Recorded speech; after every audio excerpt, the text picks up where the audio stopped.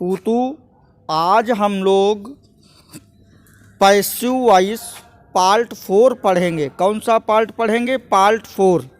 तो पार्ट 4 जो passive voice पढ़ेंगे उसमें पूतू हम लोग पढ़ेंगे प्रेजेंट कंटीन्यूअस का पैसिव बनाना। प्रेजेंट कंटीन्यूअस का पैसिव बनाना। और आप जान लीजिए प्रेजेंट कंटीन्यूअस की पहचान क्या होती है। Is am are plus ING form. जब भी आपको इज एम आर और आईएनजी फॉर्म दी जाए तो आप तुरंत समझेंगे कि ये टेंस हमारा प्रेजेंट कंटीन्यूअस है। अब इसका रूल पढ़ते हैं अफर्मेटिव का। तो मैंने क्या लिखा है? सब्जेक्ट ऑब्जेक्ट वाला माने बाद वाला। पैसिव में सब्जेक्ट जो भी लगता है वो सदैव बाद वाला लगता है।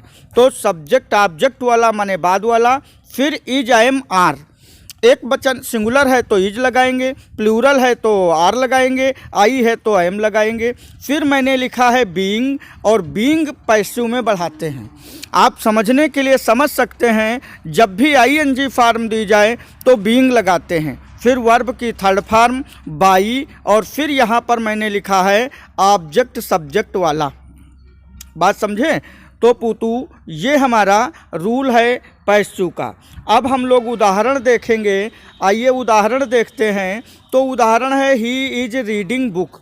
तो ही हमारा सब्जेक्ट हो गया, रीडिंग हमारा वर्ब हो गया, बुक हमारा ऑब्जेक्ट हो गया। तो रूल बनेगा ऑब्जेक्ट सब्जेक्ट वाला तो बुक लिखेंगे। फिर इज एम आर में is, book is be is.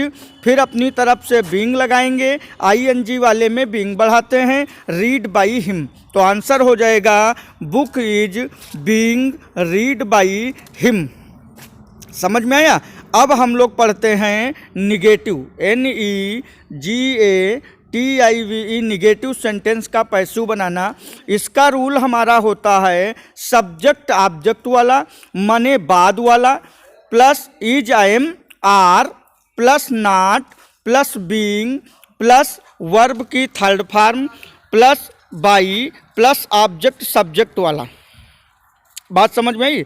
इसका उदाहरण पूतू नहीं है, तो उदाहरण के लिए हम लोग यहीं पर एक उदाहरण लिखे ले रहे हैं।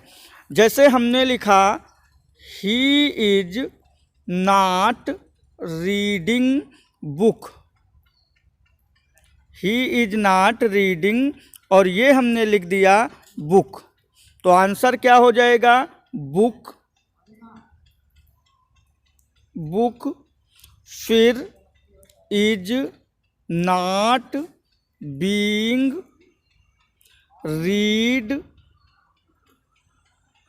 By him.